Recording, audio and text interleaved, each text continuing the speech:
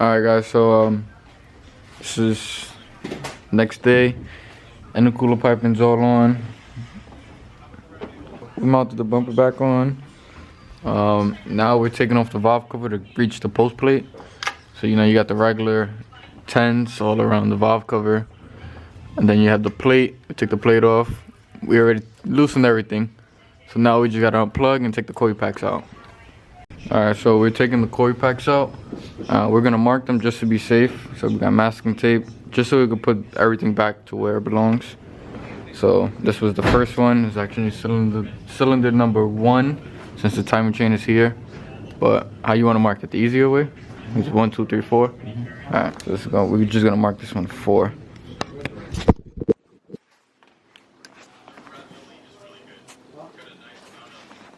So that's 4. Let's mark the rest. Coil packs are all marked up. Now we're gonna put them to the side. Alright guys, a little update. We haven't picked up the camera in a few. This is the downpipe. So we got the 90 to go straight down all the way to the bottom. And we did this. We got 2 pies coming off. This little 45 bend to a straight piece. And then it's another 45 bend. I'll show you guys in a few how it looks under there. Theo's tacking a little straight piece right now. So I'll get back to you guys in a bit. Alright guys, so this is how the downpipe is turning out. Comes down, 2 pies, the little 45 bend into this nice little gap we have here in between the motor mount and the subframe. Goes around, and we put a V-band here, so that way we're able to take this out as one piece and have it go straight back all the way to the rest of the exhaust, as you can see back there.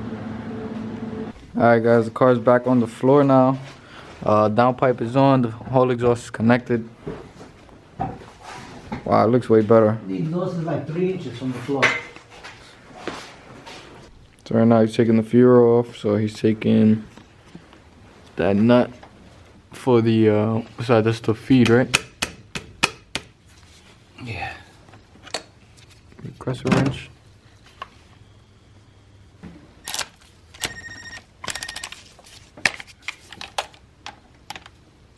Just to hold the fuel in? Yeah. Got 3 10s. And then the middle one, you need an open wrench. For the return.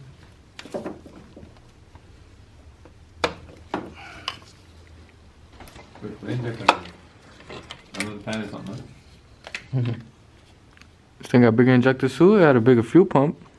You know, right? I'm gonna drill a hole and tap the thread so we can put the pressure regulator inside the fuel. So it'll be something like that. Alright guys, so right now we're removing the post plate. All we do is take the valve cover off. This is the post plate right there. It's hard to see, but what you need is a 8mm Allen key. We can't use this because it sticks too far out and there's no way to loosen it or tighten it.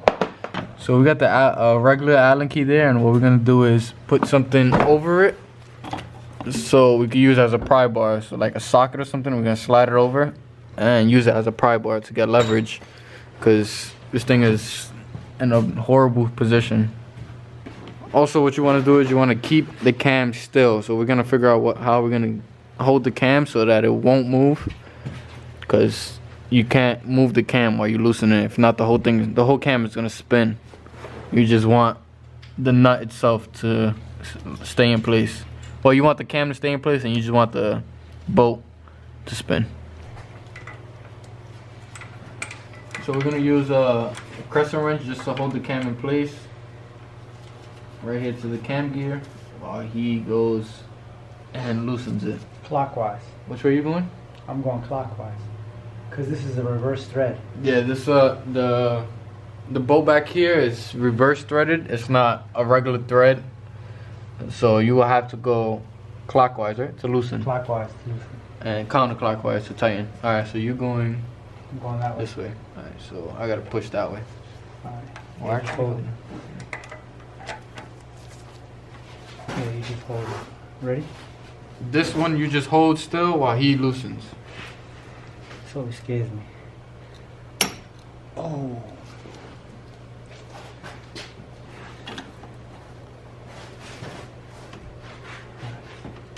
Ready?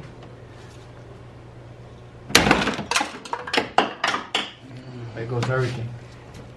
For real? Nah, I think it loosened. Alright, so once you got it loosened, Allen key, you just want to keep unscrewing until the nut comes out. Reverse Also thread. the bolt. See that? Reverse thread. So guys, this is the part number for this post plate up top, right behind the exhaust cam. Alright, now you see this? It says outside. So be certain, make sure that this is pointed toward the firewall. You don't want to do all this work and then it's pointing towards the bumper. This says outside, it has the point outside. That means toward the firewall. Away from the motor. Away from the motor. So it goes on one way, there's a keyway right there. You see that? And then right like that. So you see where it is? We took this one off the exact same way, so we're going to put that one on the exact same way. Just like that. You see the difference in size? There's a difference in size. There's extra leg also. So this one doesn't have inside outside because it's completely symmetrical. So it doesn't matter. This one isn't. It's not symmetrical, it matters. So I'm going to put this back exact look outside. Make sure, please, a lot of people make the mistake of putting in post plates and they put them in reverse. And then their car doesn't turn on. And they're like beating themselves up. And when they go check, it's like, oh snap, I put the plate in backwards. So one simple thing. Yep. There you go. It's in, right? Plate is on, nice. But you know what? We're gonna check it just to make sure. Outside. You know? Measure twice, cut once. Boom. Put it back on. It's outside. I'm gonna take the bolt and fasten it. Remember again, reverse threads. Reverse thread. So I'm going counterclockwise now to tighten it. Alright guys, so right now we're starting the process of making the harness. We're making the harness so the K-Pro, so that the Honda K-Pro could work on the AP1 S2000. So here's a couple of things. So here's a couple of things you guys need. First, you need this is an AP1 valve cover and this is an AP2. To run a K-Pro on this AP1 S2000, you would need an AP2 valve cover. You also need, I believe these are AP2 sensors. This is the part number. This is the cam sensor and the crank sensor. These are the two part numbers that you need.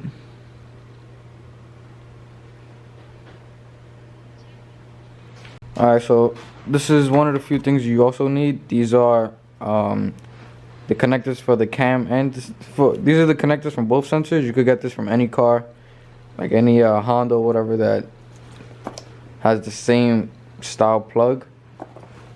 So you need two new plugs with just pigtails, and then this right here is from a 96 to 2000 Honda Civic automatic.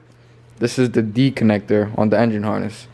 So you have 4 connectors on the engine harness. You have the A, B, C, and this is letter D. So you will need this, and I'm gonna post up the schematics right now. Well, I'm gonna post a picture of the schematics on the screen so you get to see what exactly, which wire goes to where in a few. Well, I'm gonna walk you through that process either way, but this is what you need. We have some 16 gauge wire just in case. This is the only wire I have at the moment, so this is what I'm gonna use. And then you got the AP1 valve cover and the AP2.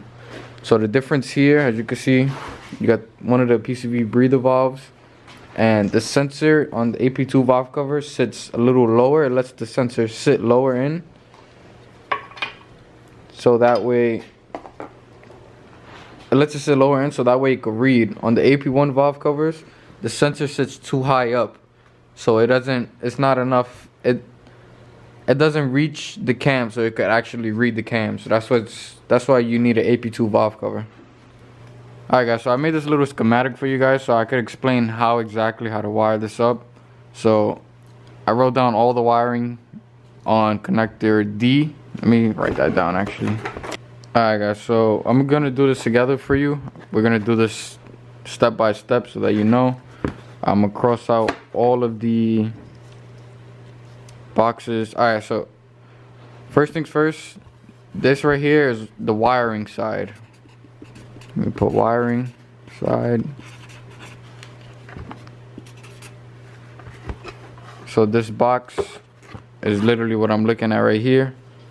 So I'm gonna cross out all the boxes that do not have wiring in it.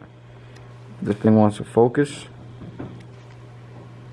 All of these boxes right here don't have a wiring.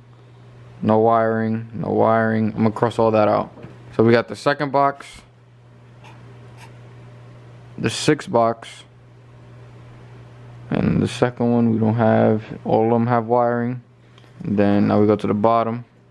Now we got the fourth box and the last two ones, right?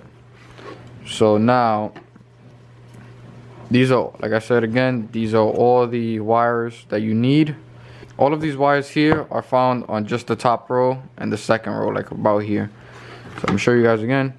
You have the red and black, you have the red and white, yellow and red, and then we have 2 green and whites and 1 green and black. So everything else you don't need. So again, I'm gonna point out the wires that you do need. I'm gonna mark it on this just so we're on the same page, and that way you guys can reference off of this and not just me pulling out wires. Those are all the wiring. Those are all the wires that you need. Again, these are the wires, the colors. These are the wires. Now we're gonna show you where each wire has to go. So we have the cam sensor and the crank sensor, correct? 2 plugs, like I was telling you guys. It don't matter which one. They're both the same thing, basically. They're not really the same, but they're basically the same.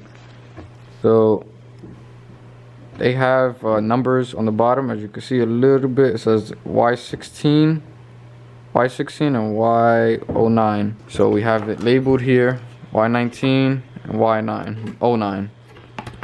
So now we're gonna do the cam sensor first.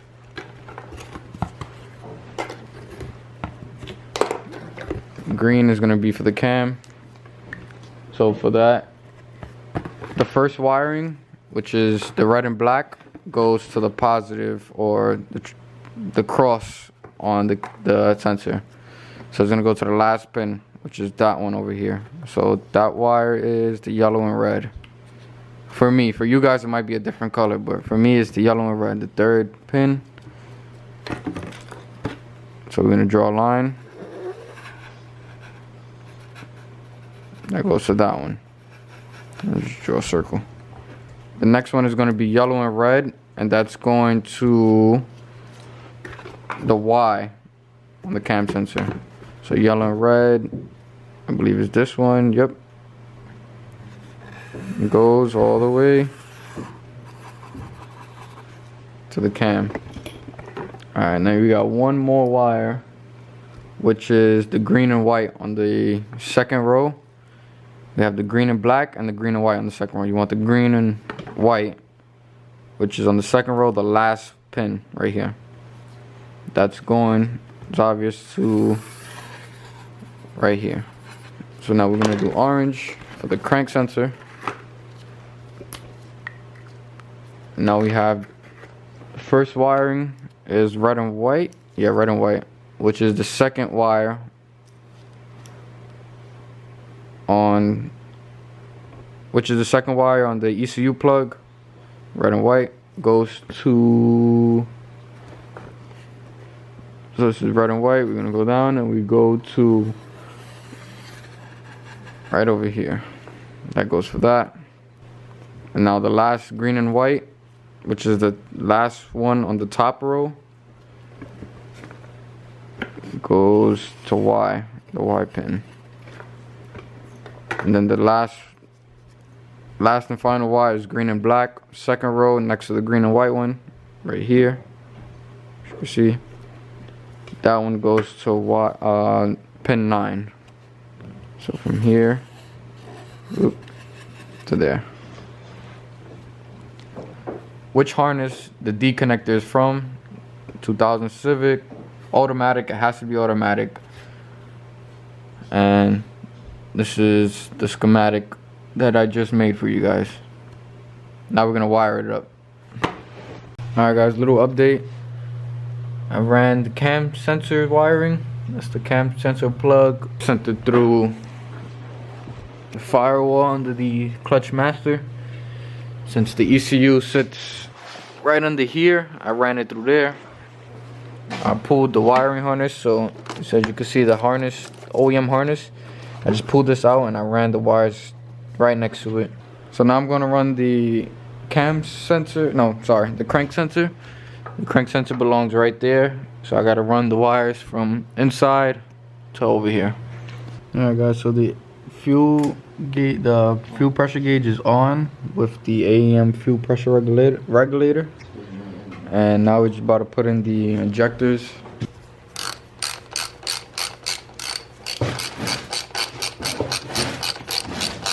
Okay guys, the rear post plate is now torqued. We torqued it down to 29 foot-pounds. And now we're gonna put the Ap2 valve cover on. Just put the gasket on. And it's time to put the valve cover on now. Alright, so we got the valve cover all set. Now we're plugging in the all the clips and stuff. So we got the injector clips. So these injectors need an adapter. So you can see this is the adapter. It's the adapter. So what you want to do is make sure she goes on and clips in fully. There, she's clipped in. And now you could plug the injectors in. So right now we're filling it up with oil. What oil is that, Mobil 1? Yep. Full synthetic? Yep. Nice. 1040. Yo, Shell, what you about to do, bro? We're about to start up. Start top. We're about to start up. Alright, finally got everything done. Ready? No fuel leaks, everything's working. Alright, let's go. Oh, snap. See that, Garrett?